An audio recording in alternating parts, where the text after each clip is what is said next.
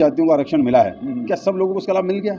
अभी नहीं मिला है। तो कितनों को लाभ मिला है, कितना नहीं है, अब उनके लिए क्या काम करने हैं, कौन सी योजनाएं लानी हैं, जिनको मिल गया उनको कैसे अलग करना है, जिनको नहीं मिला उन तक लाभ कैसे पहुंचाना है, ये सब कैसे बात। इसकी आखिरी पंक्ति में खड़ा हुआ आखिरी व्यक्ति भी सक्षम होगा, संपन्न होगा, तभी तो वो देश विकसित बनेगा। तो मोदी जी ने शुरू से इस तरह के कामों को किया है, शुरू से उस पंक्ति में आखिरी व्यक्ति जो खड़ा है उसके लिए सोचा है, उसको आगे बढ़ाने का काम किया है। और जाति जनगणना को मैं उसी परिप्रेक्ष्य में देखता हूँ। विपक्षी दल विरोधी दल हो गए, उन्हें हर हालत में सरकार का विरोध ही करना चाहिए, कितना ही अच्छा काम कर रहे हैं। और जो अच्छा काम वो कर रही है उसका श्रेय भी लेने में ये मतलब मुझे अभी तक तो हम हवा में बात करते हैं, इतने परसेंट ये हैं, इतने परसेंट वो हैं, इतने परसेंट ये। हवा सरकारी काम हवा में नहीं हो सकते, उसके लिए हमारे पास आंकड़े होने चाहिए, हमारे पास प्लानिंग होनी चाहिए, हमारी पहुंच उन लोगों तक पहुंचनी चाहिए। तो उसके लिए जाति जनगणना होगी ना। हर जाति को अपना विकास करने का अधिकार है, तब तक अधिकार है जब तक कि उसका विकास के कारण दूसरी जाति को कोई दिक्कत ना हो। जाति विषय खराब कब होता है? जब आप अपनी जाति को सुपीरियर माने, दूसरे को निकृष्ट माने। साथियों नमस्कार, मैं हूं विवेन सिंह और आप देख रहे हैं क्लाउड नेटवर्क। देश में जब से जाति जनगणना की ऐलान किया है मोदी सरकार ने, तब से सभी दल अपना अपना श्रेय लेने के लिए होड़ लगी हुई है। चाहे कांग्रेस की बात हो या समाजवादी पार्टी, पूरा इंडिया गठबंधन जो लोग हैं वो अपने को जाति जनगणना श्रेय लेने की होड़ में हैं। राहुल गांधी जिस तरह से कह रहे हैं कि हमने कहा था जाति जनगणना कराएंगे, लेकिन अब हमारे साथ हैं सुमन सैनी जी। सुमन सैनी सर बीजेपी से हैं, इनसे बात करेंगे कि जो जाति जनगणना का जो मोदी सरकार ने ऐलान किया है कि जाति जनगणना होगी, उसको ये किस तरह से देखते हैं और क्या जाति जनगणना के जो होगी उससे क्या परिणाम निकल के आएंगे। सर आपका बहुत बहुत स्वागत है। बहुत बहुत धन्यवाद। सर जिस तरह से बीजेपी ने और खासकर मोदी जी ने जाति जनगणना की बात कही है और फिर जाति जनगणना के साथ साथ जो न्याय की बात कही है, इस बात को लेकर राहुल गांधी जी का आपने स्पीच संसद में भी सुना होगा कि वो कहते हैं जाति जनगणना हो के रहेगी, तो किस तरह से देखते हैं इस बात को? देखिए, जाति जनगणना आज राहुल जी कह रहे हैं कि उनकी वजह से हुई है। मैं पूछना चाहता हूं कि आज 1947 के बाद, देश आज़ादी के बाद 90% तो उन्हीं की सरकार थी, उनके हाथ में था, समय तक उन्हीं की सरकार थी, तो वो जाति गणना कभी भी करवा सकते थे। बिल्कुल। इससे पहले भी जब जनसंख्या जनगणना हुई थी तब उसमें जाति का कॉलम डलवा सकते थे, जाति जनगणना करा सकते थे। अब तक क्यों नहीं कराया? क्या है कि अब ये बड़ी शोचनीय विषय है कि हमारे देश में विपक्षी जो है, नॉर्मली क्या होता है, विपक्षी दल विपक्ष का काम करते थे, वो सरकार को सही काम करने के लिए प्रेरित करते थे, उनके गलत काम पे टीका टिप्पणी कर देते थे। अब विपक्षी दल विरोधी दल हो गए, उन्हें हर हालत में सरकार का विरोध ही करना चाहिए, कितना ही अच्छा काम कर रहे हैं। और जो अच्छा काम वो कर रही है उसका श्रेय भी लेने में ये मतलब मुझे समझ नहीं आता, इतने बेशरम कैसे हो सकता है कोई कि हर चीज़ का श्रेय लेने की होड़ लगी हुई है। देखिए, जाति जनगणना के लिए मैं एक ही बात कहूँगा कि वो माननीय मोदी जी की कटिबद्धता है। जब से वो देश के प्रधानमंत्री बने हैं तब से वो इस देश के जो पिछड़े हुए लोग हैं, जो दबे कुचले लोग हैं, जो मुख्य धारा से कटे हुए लोग हैं, वो उनको मुख्य धारा में लाने का हर संभव प्रयास कर रहे हैं। चाहे वो खाते की आप बात कर लीजिए, चाहे अन्न की बात कर लीजिए, चाहे तमाम तरह की योजनाओं की आप बात कर लीजिए।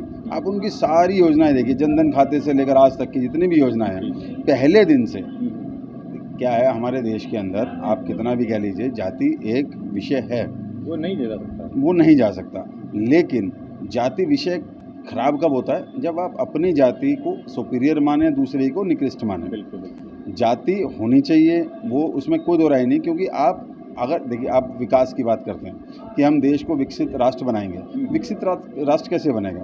नदी नाले पहाड़ से तो केवल बनेगा नहीं, लोगों से बनेगा।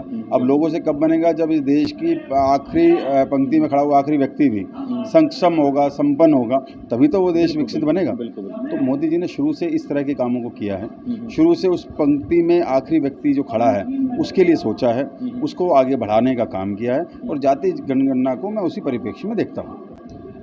सर कहा जा रहा है कि बिहार में चुनाव हैं 2025 में, आगे उस समय में बिहार में चुनाव है, बिहार में जाति जनगणना हुई है और बिहार में जो चुनाव जो होता है, बिहार की जो पॉलिटिक्स है वो कास्ट बेसिस पॉलिटिक्स है कि बिहार के चुनाव को देखते हुए जाति जनगणना का ऐलान किया बिहार जीतने के लिए।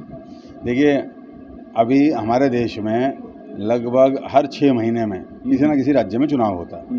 अगर इस तरीके से हम हर निर्णय को चुनाव के साथ जोड़ेंगे फिर तो देश में कोई काम ही नहीं कर सकते। फिर तो मोदी जी कुछ जो ठोस करने की बात है वो करेंगे, उन्हें मालूम है मैं कुछ भी करूँगा, सामने वाला कहेगा कि ये तो चुनाव। ऐसा नहीं है, चुनाव अपनी जगह हैं, काम अपनी जगह समय पे होते हैं। अब धारा 370 केंद्र सरकार ने हटाई, अब लोग उसकी टाइमिंग पे भी सवाल करें, दो तो चुनाव करके आए थे, 2019 का चुनाव हुआ था, जीत गए थे, सरकार बन गई थी, उसके बाद धारा 370 हटाई, तब तो कोई चुनाव नहीं था। तो ये सब बेकार की बातें हैं। ये कुछ ना कुछ वही बात है ना कि सास ने बहू में कमी निकालनी है तो निकालनी है, चाहे कुछ भी करे। तो विपक्षी दल आज हमारे जो है देश के, वो यही काम कर रहे हैं। नेता कहते हैं हम जाति की बात कर रहे हैं, हम जाति की बात नहीं करेंगे। मतलब कटोगे तो बटो की बात होती थी कि जाति में नहीं बंटना है, जाति पूछ के बांटने की बात करते हैं। लेकिन आज खुद बीजेपी ने, क्या बीजेपी को अपने जो पुरानी गलती उसको दोहरा दिया है, क्या पश्चाताप, क्या किस तरह से? नहीं, देखिए दोनों बातें सही हैं। कटोगे तो बटोगे वाली बात ठीक है, वो पूरी राष्ट्रीय एकता की बात है कि भी हम, अब देखिए आज पाकिस्तान का जो आप पीछे एपिसोड देखिए, आज पूरा राष्ट्र एक खड़ा था, बिल्कुल धर्म से जाति से ऊपर पूरा राष्ट्र एक खड़ा था, और उसने, हमारी सेनाओं ने पाकिस्तान को जवाब दिया ही दिया। बिल्कुल। लेकिन देश के अंदर लोगों ने अपनी भावनाओं के माध्यम से भी पाकिस्तान को जवाब दिया। जो पाकिस्तान के गलत मंसूबे थे, सांप्रदायिक दंगे जो यहाँ फैलाना चाह रहा था, उसके ऊपर कड़ा प्रहार किया है। तो वो कटोगे बटोगे राष्ट्रीय एकता के संदर्भ में बात है। और जहाँ तक जाति की बात है, देखो मैंने पहले भी कहा, हर जाति को अपना विकास करने का अधिकार है। तब तक अधिकार है जब तक कि उसका विकास के कारण दूसरी जाति को कोई दिक्कत ना हो।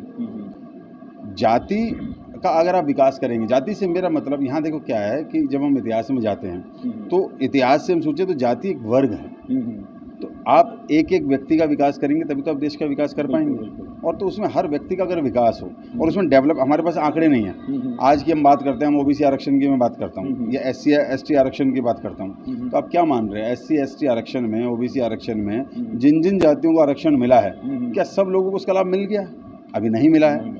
कितनों को लाभ मिला है, कितना नहीं है, अब उनके लिए क्या काम करने हैं, कौन सी योजनाएं लानी हैं, जिनको मिल गया उनको कैसे अलग करना है, जिनको नहीं मिला उन तक लाभ कैसे पहुंचाना है, ये सब कैसे बातें होंगी? अभी तक तो हम हवा में बात करते हैं, इतने % ये हैं, इतने % वो हैं, इतने % ये। हवा, सरकारी काम हवा में नहीं हो सकते। उसके लिए हमारे पास आंकड़े होने चाहिए, हमारे पास प्लानिंग होनी चाहिए, हमारी पहुँच उन लोगों तक पहुँचनी चाहिए, तो उसके लिए जाति जनगणना होगी ना। क्या माना जाए कि मोदी जी ने विपक्ष का मुद्दा ही खत्म कर दिया है? हाँ, मोदी जी की ये खासियत रही है, वो शुरू से काम करते रहे हैं, वो नई बात नहीं है। अच्छा, एक्चुअली क्या है, फ़र्क क्या है, आप फ़र्क समझिए। एक व्यक्ति है जो इस देश में आज राज कर रहा है, उसका दिमाग क्या चलता है कि मैं कैसे इस देश को मजबूत करूं, मैं कैसे इस देश के एक एक व्यक्ति को खुशहाल करूं।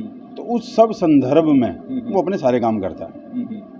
जो विपक्षी लोग हैं उनका कभी भी संदर्भ नहीं रहा है। तो उनका मतलब ये था कि मैं कैसे इनको बेवकूफ़ बनाऊं, कैसे अपनी सत्ता को बनाए रखूं और कैसे मैं लूट लूं। तो इसलिए अब वो जो सारे काम कर रहे हैं तो उनमें से वो मीन मेक निकालने की कोशिश कर रहे हैं, निकल कुछ नहीं रहा है। तो आप इसको ये कह लीजिए कि मोदी जी ने विपक्षी मुद्दे ख़त्म कर दिए हैं या कुछ भी, लेकिन मोदी जी इस देश को आगे बढ़ाने के लिए दिन रात काम कर रहे हैं। 2014 में भी कास्ट सेंसस हुआ था और ओबीसी के लोग इसके लिए काफ़ी प्रयास भी करते, काफ़ी समय से आंदोलन कर रहे थे कि जाति जनगणना हो। 2011 में जब जाति जनगणना हुई तो उसके आंकड़े नहीं आए थे। क्या लगता है इस बार भी कहीं ऐसा ना हो कि जाति जनगणना तो हो जाए लेकिन आंकड़े सार्वजनिक ना हो? नहीं, क्या लगता है? नहीं, ऐसा नहीं है। ऐसा होता तो इतना सब तामझाम नहीं होता। जाति जन मतलब यही है, वो आंकड़े सार्वजनिक किए जाए। आप दिल्ली प्रदेश में ओबीसी मोर्चा से हैं। ओबीसी की राजनीति जो बार बार ओबीसी की बात की जाती है, ओबीसी की भागीदारी की बात करी जाती, रिजर्वेशन की, तो क्या लगता है कि इस भाजपा सरकार में ओबीसी की जो भागीदारी वो पूरी हो रही है? देखिए, ओबीसी की भागीदारी पूरी हो रही है, मैं इस पे अभी नहीं कहूँगा। कारण क्या है कि ओबीसी के अधिकारों का हनन देश की आज़ादी से पहले से होता रहा और देश की आज़ादी के बाद भी जो कांग्रेस की सरकारें रही हैं उन्होंने कभी भी इस पर ध्यान नहीं दिया। तो बहुत बड़ा वैक्यूम आया। मोदी जी और भाजपा की केंद्र सरकार ने आके धीरे धीरे इसको कम किया। इनके मंत्रिमंडल में आज जितने ओबीसी के मंत्री हैं आज तक कभी नहीं रहे। आज IIT IIM में मेडिकल में ओबीसी के लिए आरक्षण लागू किया गया। अब आप पिछले 3-4 सालों में आंकड़ा निकाल के देख लीजिए कितने लोग आज ओबीसी के कैटेगरी के अंदर जाके इसमें क्लियर किया है। उसके बाद सेंट्रल स्कूलों में कभी ओबीसी का कोटा नहीं था, आज कितने लाख बच्चों ने उसमें लाभ लिया है। तो ऐसे बहुत सारे काम ऐसे हुए हैं जिसमें सबसे बड़ी बात ओबीसी जो कमीशन है वो दंतहीन विहीन था, उसको आयोग का दर्जा ही नहीं दे रखा था, संवैधानिक दर्जा ही नहीं दे रखा था। तो वो बस ठीक था कि आयोग बना रखा है नाम के लिए। मोदी जी ने उसे संवैधानिक दर्जा दिया, उसको कोर्ट की ताकत दी, आज वो सुनवाई कर सकता है, वो ओबीसी के हक हकूक़ के लिए लड़ रहा है, बात कर रहा है, उनको संरक्षित कर रहा है। तो क्या ये ओबीसी के लिए काम नहीं हुए? लेकिन चूंकि गैप बहुत ज़्यादा है तो अभी काम होने भी बहुत ज़्यादा हैं, तो काम होंगे। और मुझे ऐसा लगता है कि शायद मोदी जी के दिमाग में बात रही होगी कि भाई जाति जनगणना कराते हैं, कौन कौन क्या क्या पर्टिकुलर एक एक जाति को डेवलप करेंगे, तो इसलिए जाति जनगणना का उन्होंने ये क्या कहते निर्णय लिया। हरियाणा में सब कैटेगराइजेशन की बात हुई थी, और सब कैटेगराइजेशन में जैसे बिहार में जो कर्पूरी ठाकुर फार्मूला वो बिहार में सब कैटेगराइजेशन है। सब कैटेगराइजेशन को लेके आपकी क्या राय?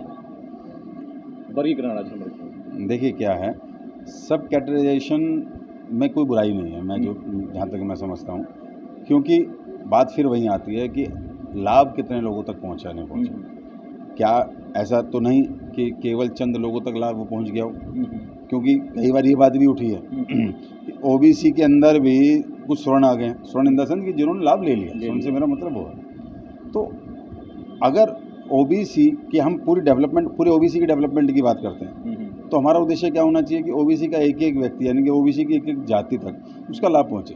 हाँ, डेफिनेटली जो पढ़ेगा, अब एजुकेशन के अंदर कहीं अगर ओबीसी का आपको लाभ मिल रहा है तो वो उसी को तो मिलेगा जो पढ़ लेगा। बिल्कुल भाई, अगर कहीं 12वीं के बाद आपको कोई सपोर्ट मिलता है और आपने की 10वीं है, तो अब 10वीं करने वाले कहते हैं कि मुझे ओबीसी का लाभ नहीं मिल रहा, तो कैसे मिलेगा? आपको 12वीं तो करनी पड़ेगी, आपको ग्रेजुएशन के बाद कोई लाभ मिलना तो ग्रेजुएशन तो करनी पड़ेगी, तो एजुकेशन तो आपको लेनी पड़ेगी। अगर आप एजुकेशन भी नहीं लेंगे तो फिर ओबीसी का लाभ आपको नहीं मिलेगा। नौकरियों में अगर आपको ओबीसी का लाभ ले रहा है तो नौकरी क्या जो मिनिमम क्राइटेरिएशन है वो तो आपको जाना पड़ेगा वहाँ पर।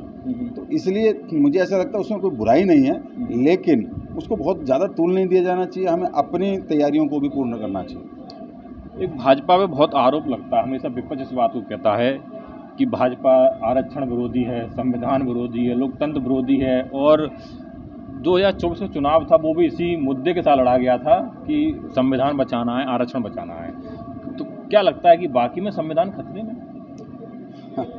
देखिए, मैं समझता हूँ इसका जवाब भारत की जनता का एक व्यक्ति दे सकता है। मुझे आप बताइए ना, जो कहते हैं संविधान खतरे में, किस तरीके से संविधान खतरे में? आज आरक्षण जिनको लागू किया गया था उनको मिल रहा है। आज जातीय आरक्षण की बात चल रही है और हमारी सरकार उसको निर्णय ले चुकी है और उस पर कार्यान्वित का काम शुरू हो गया है। आज जो संवैधानिक प्रक्रियाएं हैं जितनी, हर चीज़ में उसका पालन किया जा रहा है। जो लोग आज ये कह रहे हैं कि संविधान की हत्या हो रही है, आप उनसे पूछिए ना उनके कार्यकाल में कितनी संविधान की हत्या हुई, कितने संविधान संशोधन विधेयक पास किए गए केवल अपने लाभ के लिए, वो भी जन कल्याण के लिए नहीं, व्यक्तिगत कल्याण के लिए, अपनी पार्टी अपने खानदान के कल्याण के लिए। तो संविधान की हत्याएं उन्होंने की हैं। अब उन्हें ये दिख रहा है कि अब ये ठीक कर रहे हैं। तो ठीक मैंने कहा ना कि आजकल हमारे देश के अंदर विपक्षी दल विरोधी दल हो गए हैं। उनका काम रह गया बस किसी भी तरह विरोध करें, और इन लोगों ने देश का सत्यानाश कर दिया, देश को बहुत सार पीछे छोड़ दिया। आज मोदी जी ने बहुत कम समय के अंदर बहुत अच्छी लंबी दूरी तय की है। कैसे हजम होगा?